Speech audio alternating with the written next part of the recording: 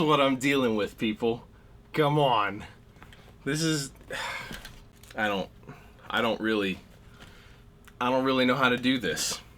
I'm terrible at this stuff anyway, this interior design stuff. You know how some people do, they just have like the vision and they can just see something and imagine how it would be. That's not me. I can hear something. It's funny how people have different skills.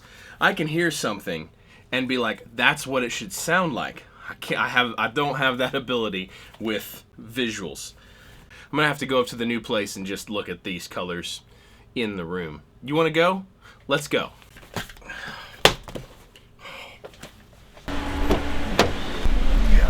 Alright, so we're gonna run up to the house real quick and take a look at these colors.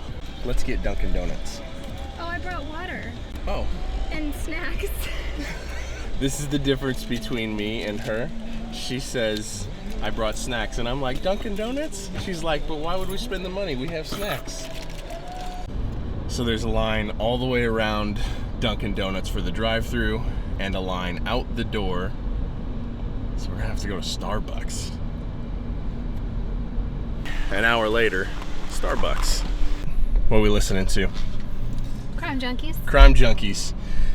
It's the wife's favorite new podcast. She loves it. I'm indifferent. Okay, here we are.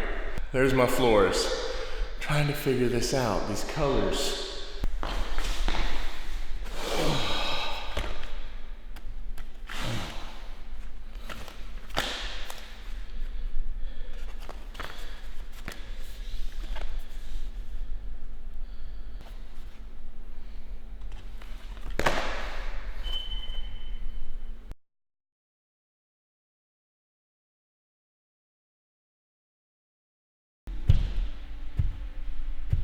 Okay, I think I have a solid game plan.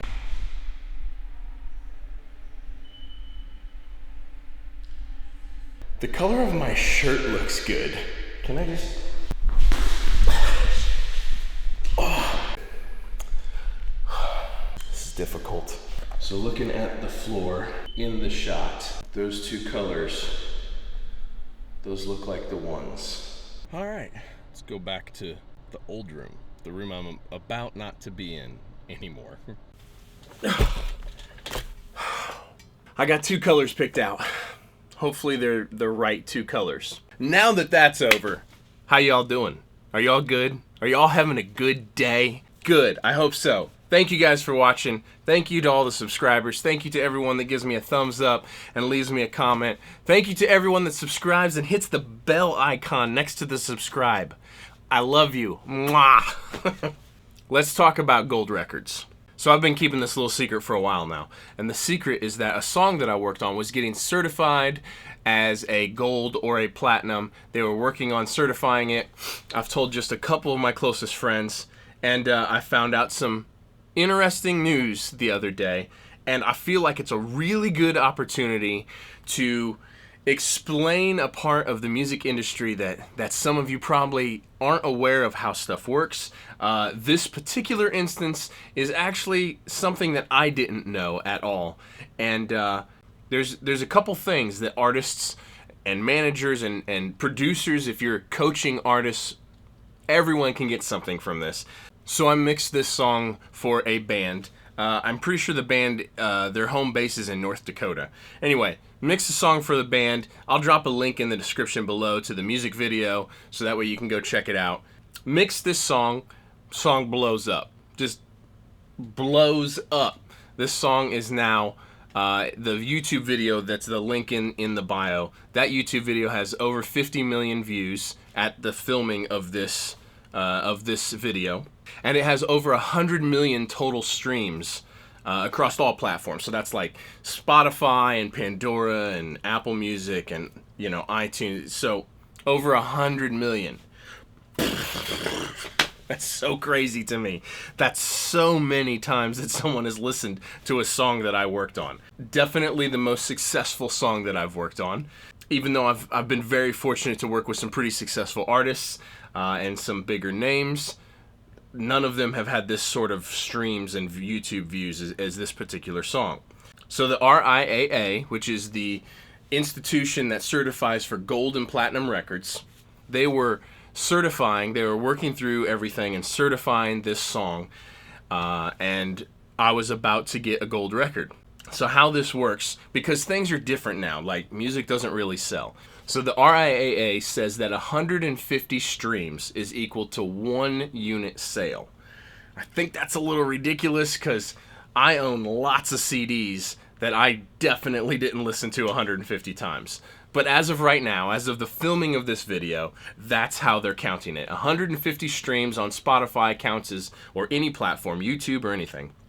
150 streams counts as 1 unit sold. And so a gold record is 500,000 units sold, 500,000. A platinum record is 1 million records sold. A multi-platinum is incremental. Every time you do another million, you get another platinum. And diamond is 10 million records sold. So this song that I mixed that has 100 million total streams, that really should qualify as a gold record, which is why they were working on certifying it. So let's just do the math on this real quick. So if it takes 500,000 units to get a gold record, so 500,000, and then times 150, because 150 streams, this is all from streams, it has 100 million streams, so 500,000 times 150, that is 75 million. 75 million streams equals a gold record. Let's figure out a platinum real quick. Oh, it'd be double that. 150 million streams. So I'm 2/3 the way to a platinum on this one. But we are 25 million streams past gold record status on this song. I just want to take a second because I just got my first gold record. Psych! I didn't get a gold record. So the RIAA, after working through everything and working on certifying this particular song as a gold record, even though we're 25 million streams over the requirement for a gold record, they decide that this song is not eligible.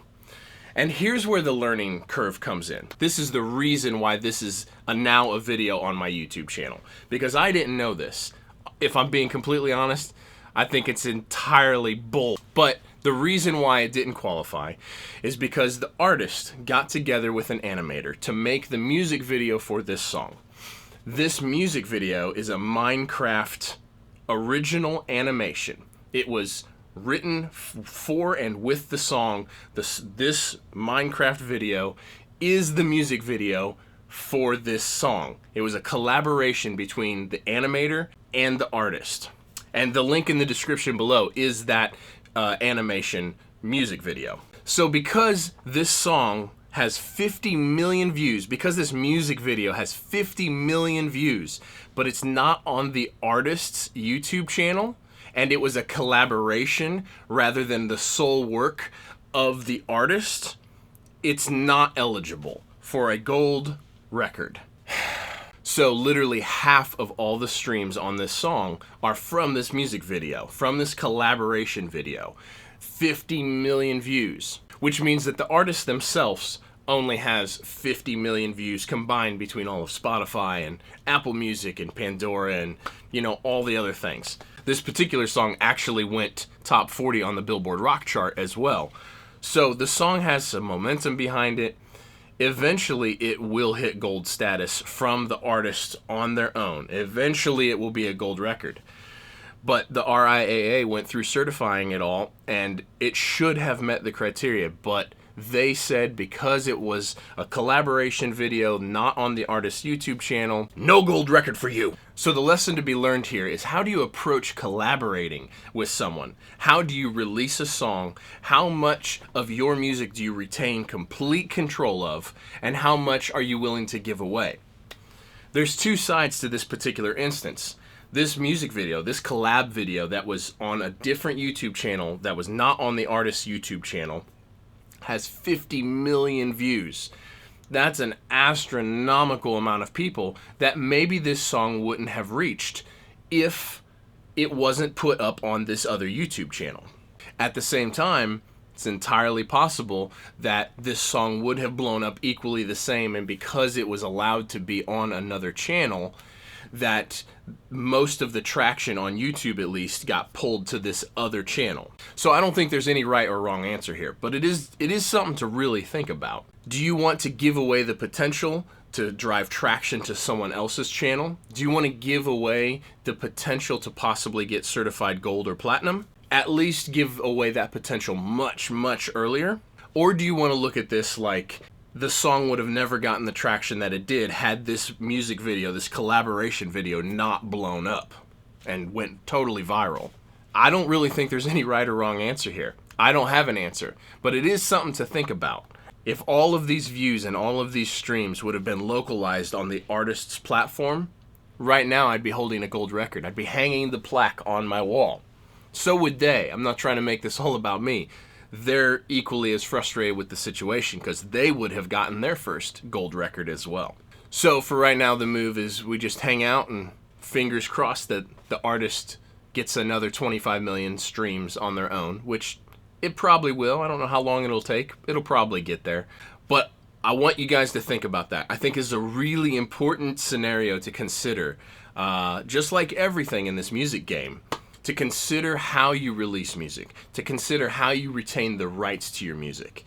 What I would, if I was to do this all again and if I was in the artist's position, I think maybe the move would have been trying to convince the animator to let the artist release the animation on their YouTube channel, or at least put it on both channels. There's probably an angle that could have made this situation better for the artist. Not that the artist is really hurting, necessarily. Massively successful song. Awesome. But there may be the potential to have channeled the traffic, to have directed the traffic harder at the artist, which may have led to a gold record sooner. So regardless of if you're a producer trying to help an artist out, or you're an artist yourself maybe, or you're in a band, this is something to really consider. Making sure that you make the right choices and the right decisions that kind of protect your ability to monetize your art. It's really important because there's a whole bunch of people in this industry, that will try to take away your ability to monetize your music. And some of it is well worth it. I'm not trying to say that all of it's bad. Some of it's a great thing. If someone offers you a really great record deal, I'm not really sure that exists anymore. If someone offers you a really great record deal, awesome. They're going to make money off of your music, but they're going to put you in a position that you probably wouldn't have been able to get yourself into. That said, they're going to take a portion of your income, and sometimes a contract that you sign has some fine print in it that talks about how they're going to distribute your music, and some of that might have something to do with YouTube channels and all, etc., etc., etc. Anyway, it's something to think about, and I wanted to share my experience in the hopes that it would help someone. That's really all it's about.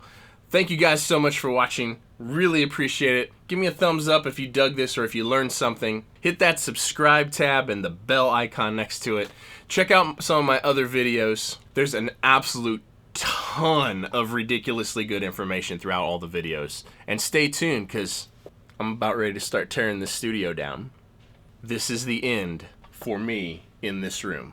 Thank you to all of my clients who have trusted me with your art inside of this room and allowed me to do what I do for a living, and I cannot wait to give back even harder in my new room. So stay tuned for the studio build and the move and just all kinds of awesome stuff.